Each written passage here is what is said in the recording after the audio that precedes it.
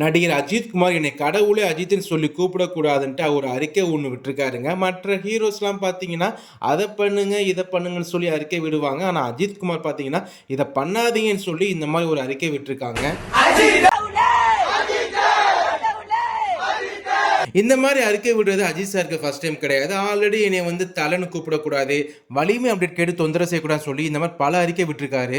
வலிமை அப்டேட் என்னப்பா அப்படின்னா திடீர்னு வலிமை அப்டேட் எப்படி அப்படின்னாரு.